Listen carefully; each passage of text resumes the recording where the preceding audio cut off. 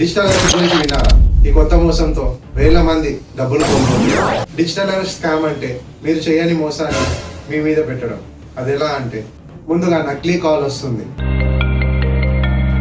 మీ పేరు మీద రిజిస్టర్ అయిన సిమ్ లేదా ఆధార్ లేదా బ్యాంక్ అకౌంట్ ఈ క్రైమ్ లో ఇన్వాల్వ్ అయిందని భయపెట్టిస్తారు. మనకి ఒక వీడియో కాల్ వస్తుంది. వీడియో కాల్ లో ఆపోజిట్ లో fraudster police uniform investigation officer లా కాల్ చేస్తారు. ఆ వీడియో కాల్ ని చూసి మీరు పానిక్ అయ్యి అది నిజంగానే పోలీస్ ఆఫీసర్ అనుకున్నారనుకోండి, ఇక్కడే మీరు పప్పులో కాలేసినట్టు. ఇక్కడ నుండి అసలు సినిమా మొదలవుతుంది. జాగ్రత్తగా వినండి.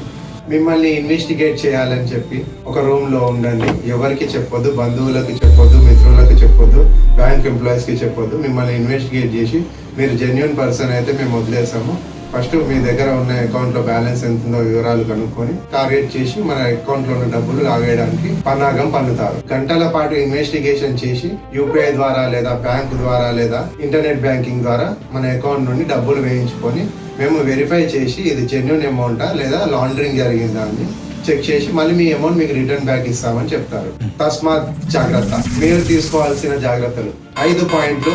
మొదటి పాయింట్, పోలీస్ లేదా గవర్నమెంట్ ఎంప్లాయ్ ఎప్పుడు మనని ఫోన్ కాల్లో డబ్బులు అడగరు. రెండవది, మీరు భయపడితేనే మిమ్మల్ని భయపెట్టించి డబ్బులు ఆగుతారు.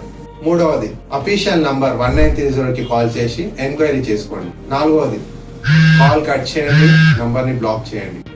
5వ పాయింట్ ముఖ్యమైనది, www.cybercrime.gov.in వెబ్సైట్ లో కంప్లైంట్ రిజిస్టర్ చేయండి. అలర్ట్ గా ఉండండి. డిజిటల్ అరెస్ట్ స్కామ్ కి బలి కాకండి. ఈ వీడియోని వీలైనంత మందికి షేర్ చేయండి. ఈ వీడియో చూసిన వాళ్ళు జాగ్రత్త వహించండి. అలాగే మీ బంధుమిత్రులకు షేర్ చేయండి, వాళ్ళని కాపాడండి. మరిన్ని ఇలాంటి అవేర్నెస్ వీడియోలు కావాలనుకుంటే వెంటనే ఫాలో కొట్టండి.